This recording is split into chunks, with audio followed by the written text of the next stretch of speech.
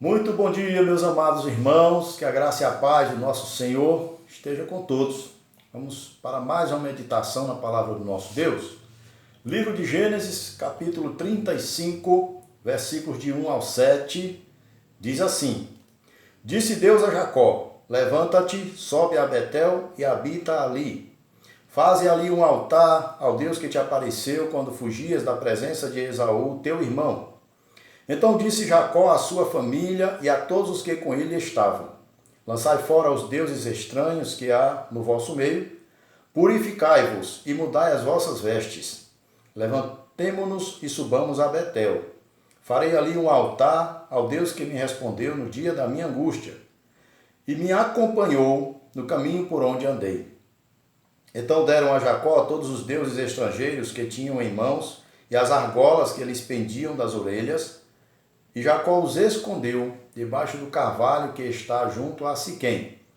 E tendo eles partido, o terror de Deus invadiu as cidades que lhes eram circunvizinhas. E não perseguiram aos filhos de Jacó. Assim chegou Jacó à luz, chamada Betel, que está na terra de Canaã, ele e todo o povo que com ele estava. E edificou ali um altar, e ao lugar chamou El Betel, porque ali Deus se lhe revelou quando fugia da presença de seu irmão. Amém. Vamos orar. Senhor nosso Deus, nosso Pai, te agradecemos por mais um dia de vida e rogamos ao Senhor que venha falar nesta manhã conosco, através da tua santa palavra, em nome de Jesus. Amém. Meus amados, quem não quer uma jornada feliz, vitoriosa e próspera na vida? É tudo que nós almejamos, né?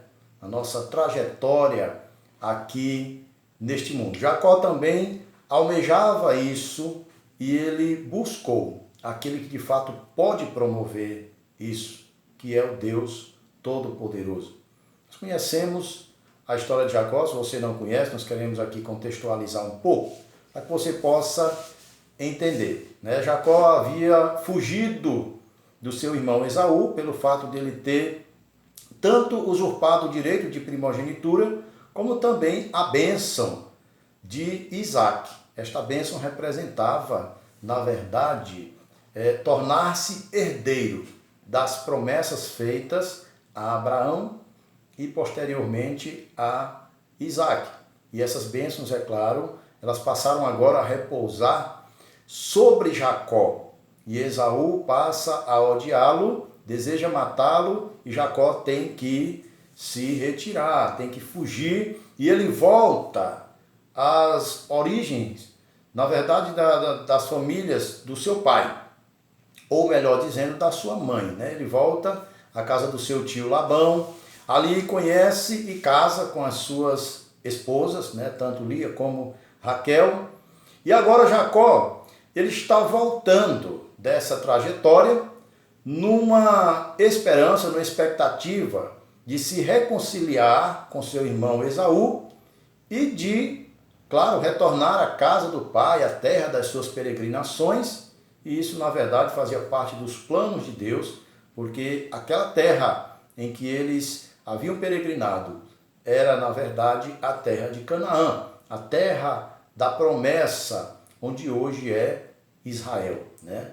E nós sabemos que Israel é exatamente originário do próprio Jacó, que na ocasião também, aqui bem próxima a esse episódio que nós lemos, ele luta com um anjo e o anjo muda o seu nome. Diz: você deixará de ser Jacó e de hoje em diante você se torna Israel, que significa príncipe com Deus. E aí nós encontramos aqui nesse texto sagrado, meus amados irmãos, primeiramente a necessidade de Jacó cumprir o seu voto. O versículo de número 1 diz assim: Disse Deus a Jacó: Levanta-te, sobe a Betel e habita ali. Faze ali um altar ao Deus que te apareceu quando fugias da presença de Esaú, teu irmão. Na verdade, esta ordem de Deus aqui para Jacó é exatamente refrescando a sua memória que ele estava em débito com Deus em relação a um voto que ele havia feito no início da sua jornada, quando ele fugia da presença de Esaú. Jacó, ele chega em um determinado lugar e ele deita ao relento, toma uma pedra daquele local, faz daquela pedra um travesseiro e ele dorme. E ele tem um sonho em que ele vê uma escada e os anjos de Deus subindo e descendo, e ao acordar, Jacó diz: este não é outro lugar senão a casa de Deus, e colocou aquele nome de Betel, que significa exatamente casa de Deus. E ele fez um voto. Nós voltamos aqui ao capítulo 28, versículos de 20 ao 22, diz assim, olha: fez também Jacó um voto dizendo: se Deus for comigo e me guardar nesta jornada que empreendo, e me der pão para comer e roupa para que me vista, de maneira que eu volte em paz para a casa de meu pai, então o Senhor será o meu Deus, e a pedra que erigi por coluna será a casa de Deus, e de tudo quanto me concederes, certamente eu te darei o dízimo. Este foi o voto de Jacó, né, há muito tempo atrás, quando ele estava fugindo, no início da sua jornada, quando fugia da presença de Esaú.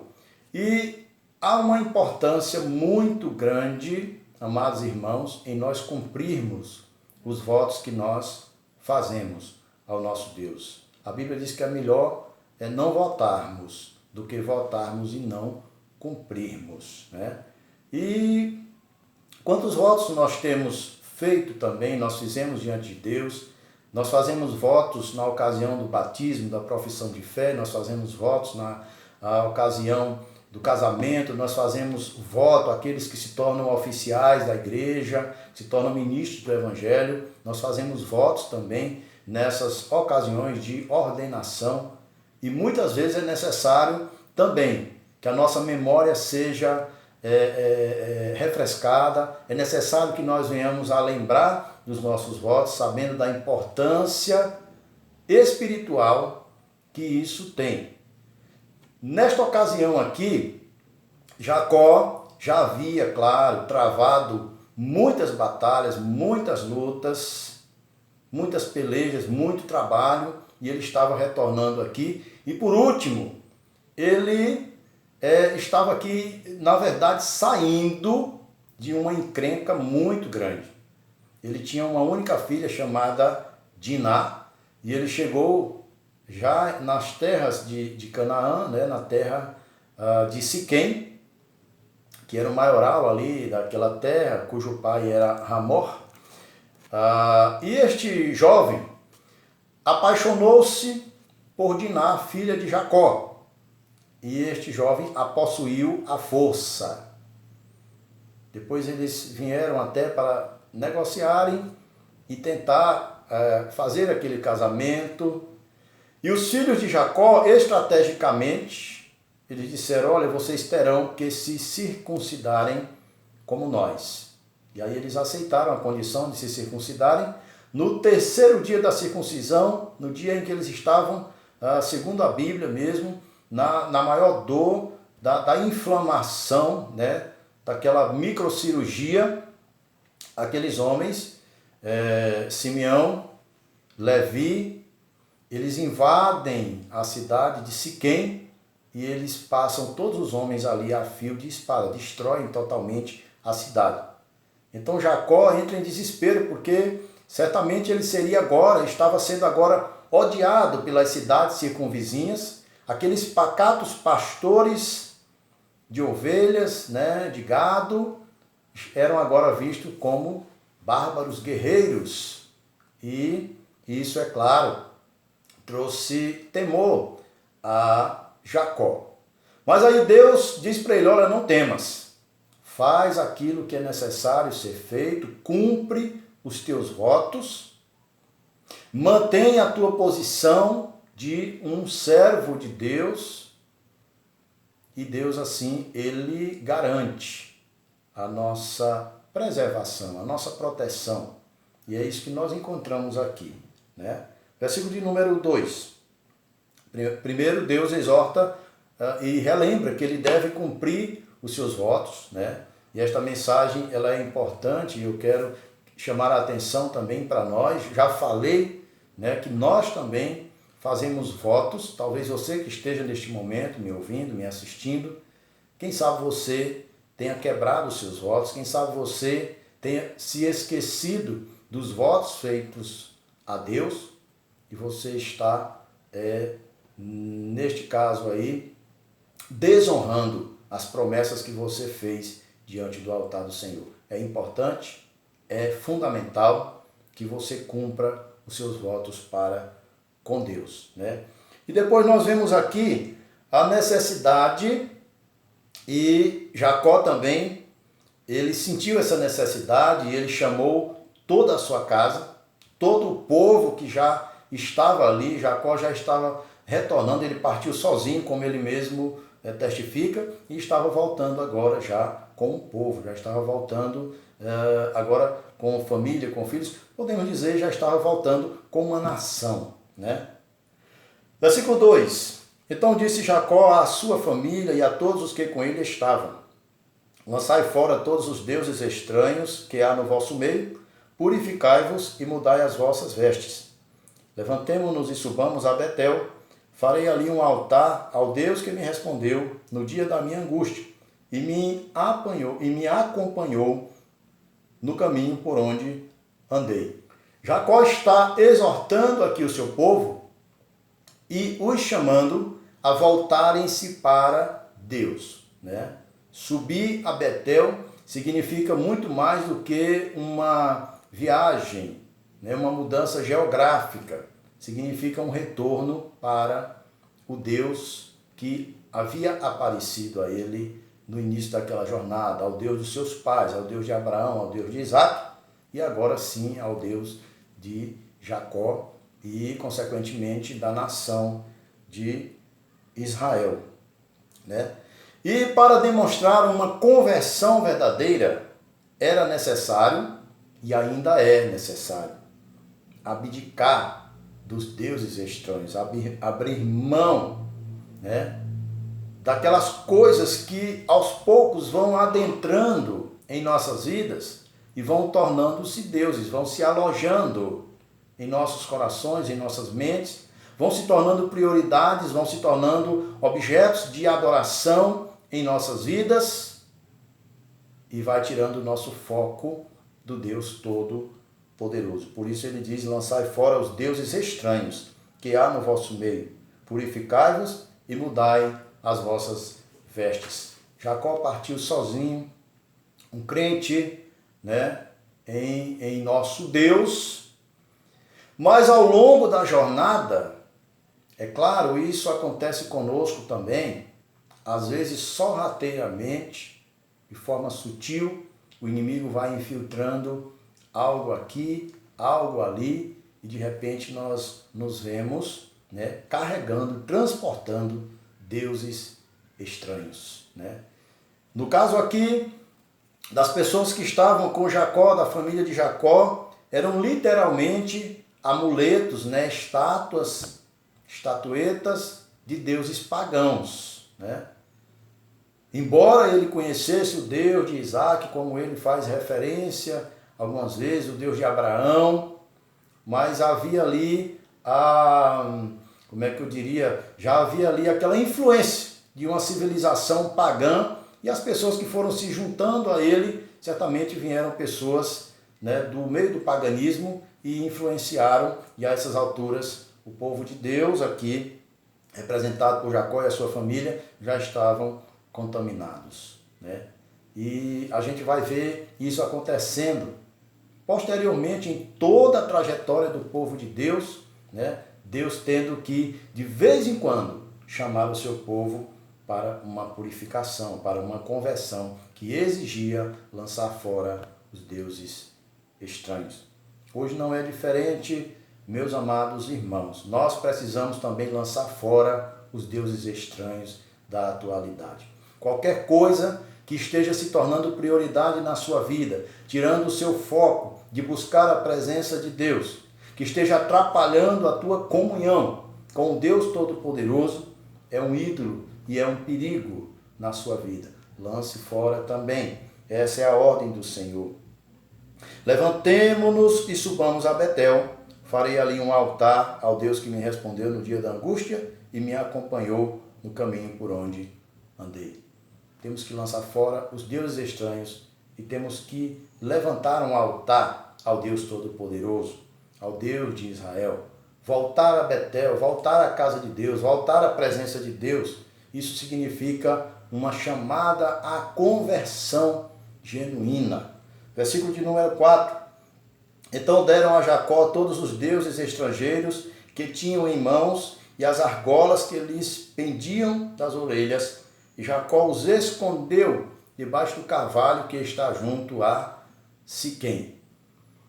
O que é bom aqui e positivo é que aquelas pessoas atenderam a voz de Jacó e entregaram os falsos deuses, os amuletos, as estatuetas que os levavam a praticar a idolatria, que os levavam a ter uma falsa sensação de serem protegidos por aqueles símbolos pagãos, né? Por superstições.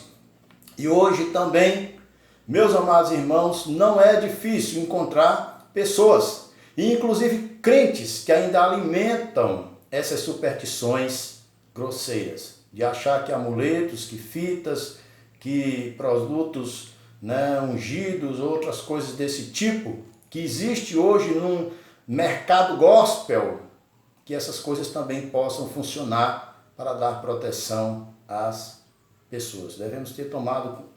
Devemos tomar cuidado com isso e voltarmos para o nosso Deus, pois este sim é aquele que nos protege, aquele que nos guarda, né? Um detalhe importante que nós vemos aqui também, que eles usavam argolas, brincos, pendentes, pulseiras. E algumas pessoas interpretam também errado essa passagem, em alguns irmãos nossos, e acham que o erro aqui, o pecado aqui, era usar alguma joia. Nunca foi. O errado aqui era usar joias que eram, na verdade, amuletos, que na verdade tinham ali os símbolos dos deuses pagãos. Esse aí é onde está o erro. Por isso eles entregaram, eles tiraram, né, os pendentes, as pulseiras e os entregaram a Jacó. E aí, amados, depois desta chamada, né, desta volta do povo de Deus, e eles de fato deram prova disso, porque Jacó despertou para cumprir o seu voto, voltando a Betel. O povo também atentou, despertou e abriram mão dos seus ídolos, dos seus deuses pagãos e se voltaram para Deus. E Deus, por sua vez, ele se manifesta aqui, mais uma vez, zeloso pelo seu povo, preservando o seu povo, dando sustentação ao seu povo, né? Já estava em evidência aqui a doutrina da perseverança dos santos. O Deus que chamou, o Deus que elegeu, é o Deus que levará a bom termo a jornada do seu povo. Dependemos única e exclusivamente do nosso Deus. Essa é a nossa dependência, amados irmãos. Versículo 5 ao versículo 7 diz assim: E tendo eles partido, o terror de Deus invadiu as cidades que lhes eram circunvizinhas e não perseguiram os filhos de Jacó. Assim chegou Jacó à luz, chamada Betel, que está na terra de Canaã, ele e todo o povo que com ele estava. E edificou ali um altar, e ao lugar chamou El Betel, porque ali Deus se lhe revelou quando fugia da presença do seu irmão, né? Como já falei, a perspectiva aqui de Jacó era ser odiado pelas nações circunvizinhas, pelo fato, né, do que também já falei, deles haverem destruído totalmente a cidade de Siquém. E Jacó estava temeroso em relação a isso, mas aí Deus o exorta a agir de forma correta e não temer os seus inimigos. Quando nós, amados irmãos, agimos de forma correta, e qual é a forma correta? É dentro daquilo que ordena a palavra de Deus. Quando nós agimos, quando nós falamos, quando nós pensamos, quando nós nos movemos pautados na palavra de Deus, nós não temos a quem temer. E foi isso o que aconteceu. Ele cumpre os seus votos, ele chama a nação a uma conversão e Deus se manifesta aqui na preservação do seu povo. Deus se manifesta aqui dando possibilidades deles concluírem a sua jornada de forma segura. Deus fez com que o temor, o terror de Israel viesse sobre as outras nações, de forma que ninguém se atreveu a persegui-los, até que eles assim chegassem novamente e passassem a peregrinar novamente na terra prometida. Não foi ainda a posse definitiva, porque nós sabemos que o fechamento dessa história é depois que o povo é aprisionado no Egito, é liberto através de Moisés e Josué, e aí eles vêm e tomam posse definitivamente da terra de Canaã e estabelece ali a nação de Israel que nós conhecemos nos dias de hoje, né? Então, meus queridos, ao chegar ali, sãos e salvos, protegidos, guardados por Deus, reconciliados, desfrutando da comunhão, da presença gloriosa de Deus, eles vão fazer o que agora? Cultuar a Deus. O altar é um lugar de adoração. O altar é a manifestação, né, do culto verdadeiro, genuíno, de louvor ao nosso Deus. Então é exatamente isso que ele fez, né? Edificou um altar ali e chamou novamente de Betel. Reiterou, né, ali as suas promessas, a sua comunhão, a sua fé. Nós precisamos fazer isso também constantemente, meus amados. Nós precisamos constantemente renovar os nossos votos. Nós precisamos constantemente pedir a bênção do Deus de Jacó, para que tenhamos, assim como ele, uma jornada próspera, abençoada e feliz. Uma jornada que venha a glorificar o nome do nosso Deus. E nós assim fazemos quando vivemos pautados na sua santa e gloriosa palavra. Que venhamos ter esse compromisso com Deus de viver segundo a sua vontade. E estarmos sempre, meus amados, voltando aos princípios, estarmos sempre vigiando para não entrarmos em tentação. Mas quando a gente vê que algum Deus estranho está tentando penetrar sorrateiramente, a gente rapidamente abrir mão, lançar fora e voltarmos totalmente para o nosso Deus Todo-Poderoso. É Ele que nos guarda, é Ele que nos abençoa, é Ele que faz a nossa jornada ter um final feliz. Esta é a palavra de Deus nesta manhã e que Ele possa nos abençoar a cada dia através de Jesus Cristo, seu Filho amado. Vamos orar mais uma vez. Pai Santo, te agradecemos por esta palavra e pela tua bondade e misericórdia com a qual o Senhor tem nos assistido, nos guardado e nos levado a bom termo. Muito obrigado por tudo, Senhor. Perdoa os nossos pecados e nos converte a cada dia segundo a tua vontade. Esta é a oração que fazemos, meu Deus, em nome de Jesus. Amém. Mais uma vez, agradeço pela sua atenção e rogo as bênçãos de Deus sobre a sua vida e sobre todo o seu lar. Amém.